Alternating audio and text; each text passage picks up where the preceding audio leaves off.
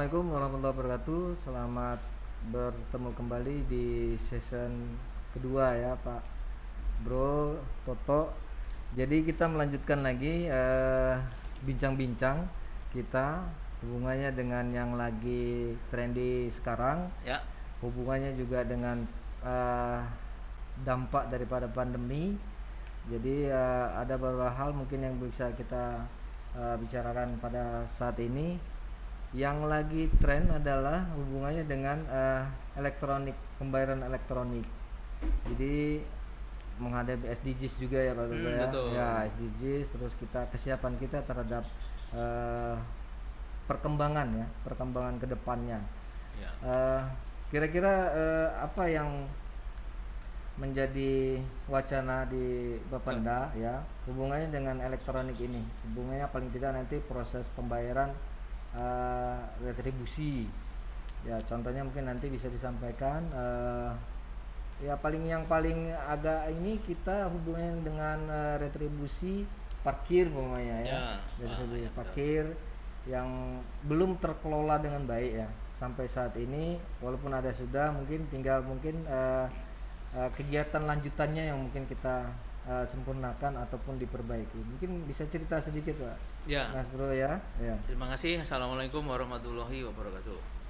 Ketemu lagi di sesi 2. Bajunya masih sama. Iya. Mumpung ada waktu. Tapi temanya beda. Iya, Temanya beda. Iya. Ini tadi disinggung mengenai transaksi elektronik. Iya. Sebetulnya ini adalah program dari pemerintah pusat ya. Pak Iya. Jokowi itu mencanangkan namanya ekonomi digital. Iya. Ekonomi digital ya kita tahu lah, zaman milenial ini kan Iya. serba digital semua. Serba gitu. digital.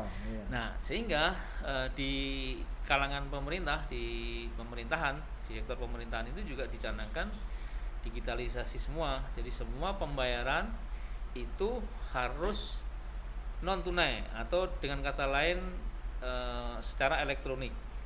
Sehingga ada program namanya ITPD, elektronifikasi transaksi pemerintah daerah. Iya.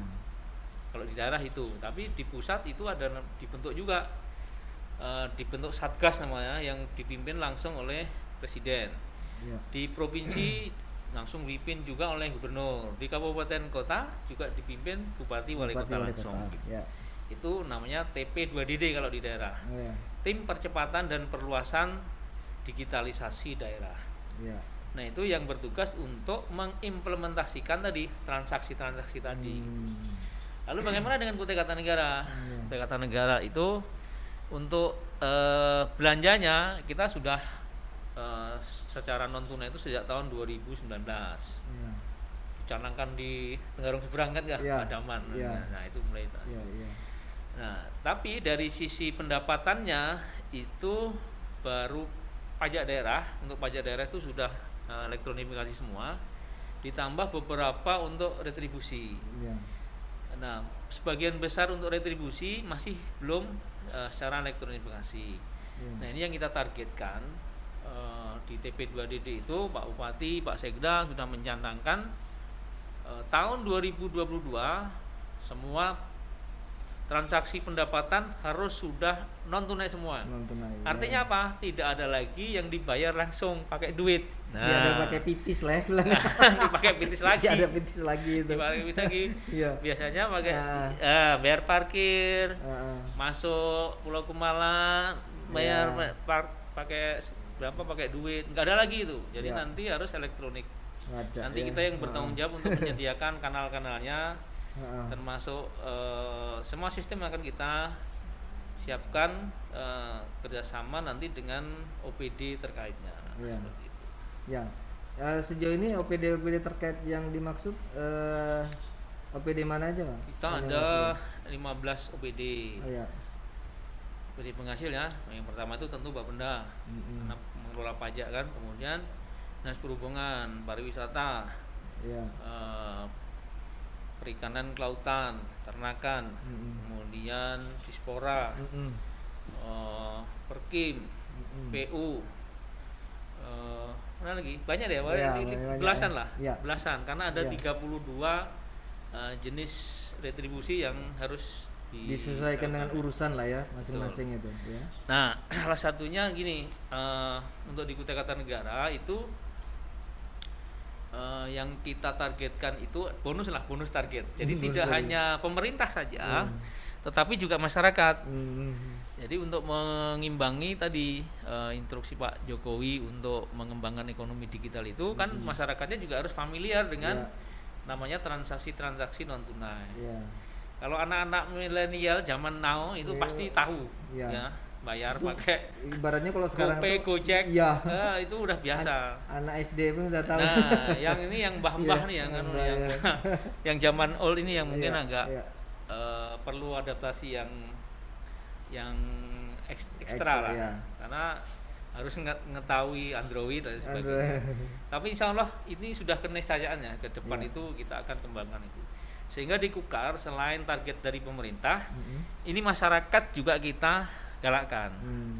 Sehingga nanti kita akan ada untuk sponsori itu sosialisasi, ada event. Kalau kita belanja dengan menggunakan elektronik, menggunakan non tunai, nanti bisa lebih murah. Ada sponsornya nanti, ada sponsornya. Ada sponsor diskon jadi. Ada diskon. Itu untuk memasarkan dari transaksi non tunai. Tapi di dalam prosesnya, di pelaksanaannya, apalagi hubungannya dengan tadi yang kita bicarakan di awal, hubungannya dengan parkir umpamanya. Nah, itu bagaimana? Nah, bro, kenapa pemerintah itu menggunakan atau mencanangkan transaksi non tunai itu banyak sekali manfaatnya, bro. Pertama, kalau kita menggunakan non tunai, nggak menggunakan duit, itu pasti mencegah penyebaran COVID. Jelas itu, karena nggak pakai uang nih, langsung pakai kartu, ditempel atau pakai HP gitu, nggak bersentuhan kita. Kondisi sekarang lah ya. Kemudian itu juga nggak pakai angsul. Jadi berapa yang kita bayar, sering ya pas gitu. Jadi kalau kita belanja di pasar 875.000, ya sudah segitu. Sering nggak pakai angsul-angsulan gitu. Kemudian juga meyakinkan ini pasti sampai gitu loh. Pasti sampai karena langsung ke rekening yang bersangkutan, nggak mungkin masuk ke orang lain gitu. Tapi sistemnya kalau sudah terbangun berarti itu sudah terbangun ya. Tapi kalau yang tunai tadi, misalnya nih parkir, ini saya neng parkir gitu kan, bayar 5.000, ke petugas. Sampai apa enggak tahu ini. Walau alam nih. Ya kan? Contohnya seperti itu, sehingga kalau kita langsung cering pasti masuk kasda gitu. Sehingga nanti ada unsur efisiensi, efektivitas pendapatan kita. Jadi pengalaman daerah-daerah lain yang mengubah cara-cara pembayaran seperti itu bisa mencegah loss-nya itu, kehilangannya itu sampai 60%. Ada banyak juga ya.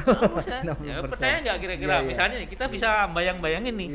Kalau misalnya tukang parkir nih, kira-kira ya dapat 10.000, yang disetorkan berapa kira-kira? Apa 10.000 benar?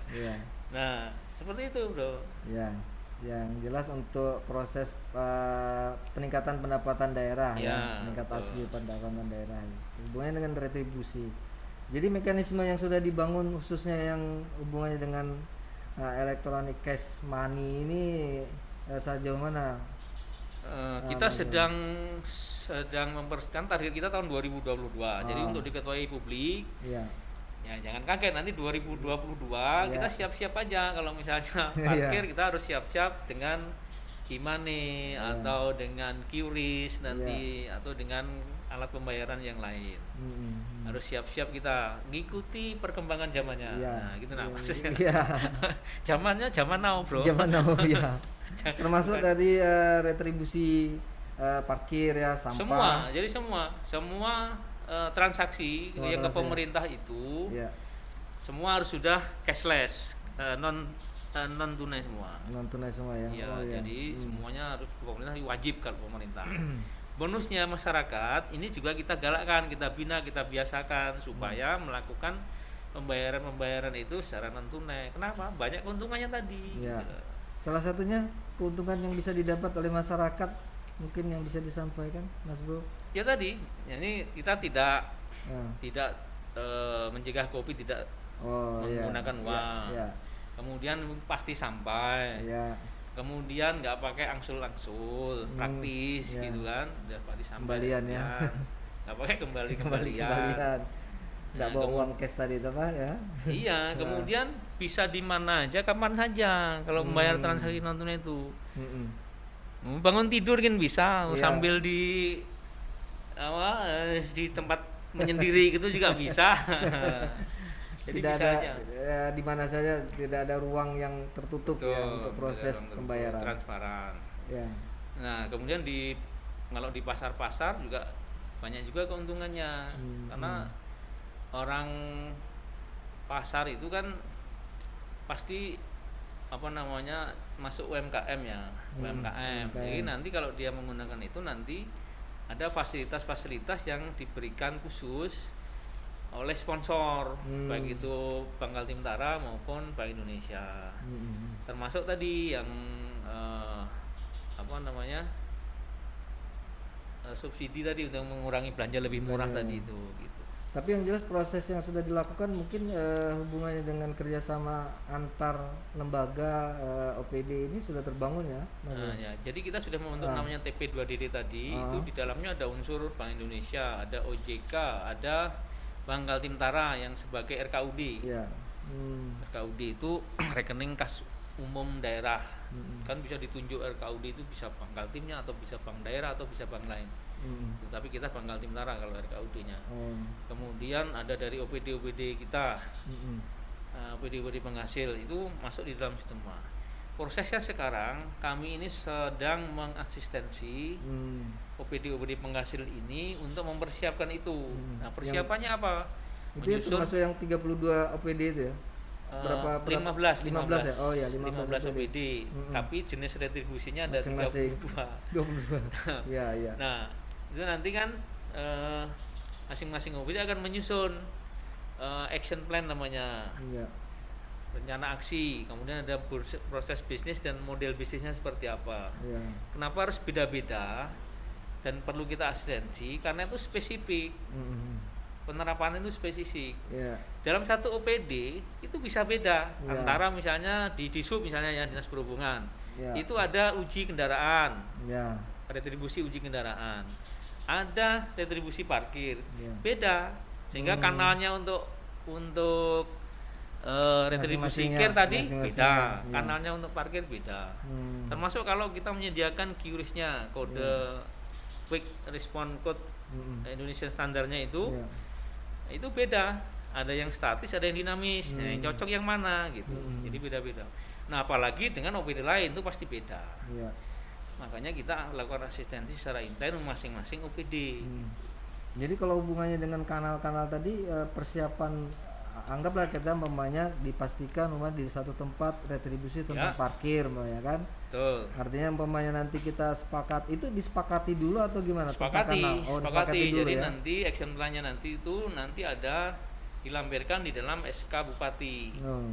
Nah, nanti di dalam SK plan-nya itu udah ada tugas masing-masing, mulai dari permasalahan sampai kewenangan masing-masing, tugasnya masing-masing itu ada. Termasuk tadi misalnya nih udah ditetapkan tempatnya, kemudian lokasinya di sini, kanalnya pakai ini. Nanti Bank Indonesia support kalau QRIS. Bank Kaltim-Tara support kalau misalnya menggunakan DG atau yang lain. Jadi akan support kita masing-masing. Jadi prinsipnya sudah di setting di awal ya. Nanti di subnya sendiri bikin portal. Ya kan itu tugasnya di sub. Portalnya yang kayak apa silakan aja. Gitu. Itu yang kita persiapkan sekarang. Termasuk anggarannya. Anggarannya di 2022 ini pelaksanaannya udah siap. Berarti tinggal launching di 2022 berarti ya? Ya, perencanaan kita di 2022. Termasuk yang untuk yang 15 tadi dengan 22 urusan tadi ya? Semua udah. Jadi kalau kan tinggal yang retribusi aja. Kalau yang pajak daerah kita udah semua. Tinggal evaluasi.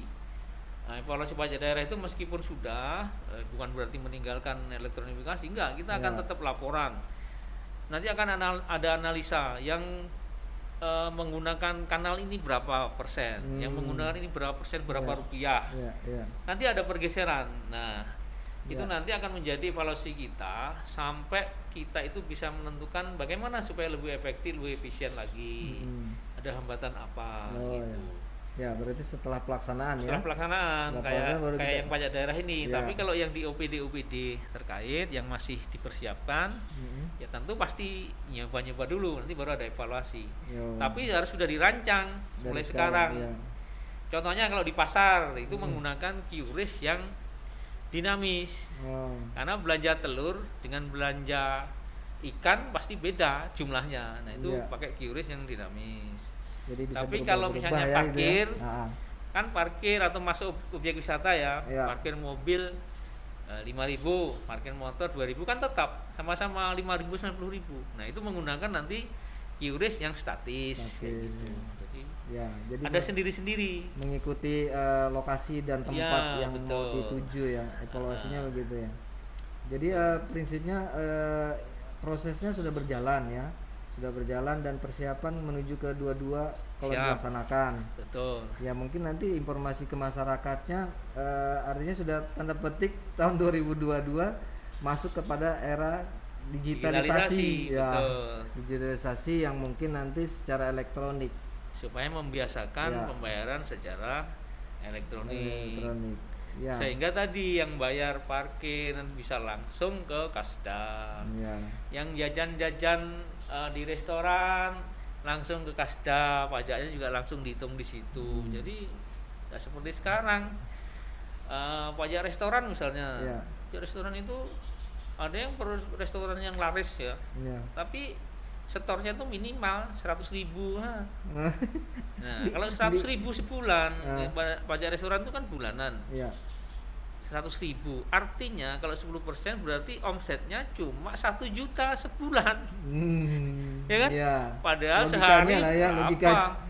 Kalau kita amati, logika ya, kayak berpikirnya gitu, nah. itulah ya. Itu tadi yang tadi yang kejujuran, yang faktor Kesadaran masyarakat tadi ya. kesadaran, jujuran, kemauan dan sebagainya itu tadi yang masih menjadi tantangan kita. Iya, iya. Seperti Ya. itu. Mungkin terakhir Pak Mas Bro, mungkin ada yang mau disampaikan pesan kepada masyarakat hubungannya dengan Pesan. elektronik Ya, money tadi ini. saran saya mari kita dukung program Ya. pemerintah elektronifikasi transaksi pemerintah daerah ini Ya. untuk didukung masyarakat, karena tanpa dukungan masyarakat tentu tidak akan jalan. Ya. Nah, banyak sekali manfaat yang diperoleh dari transaksi elektronik tadi, terutama untuk yang publik ya. Ya.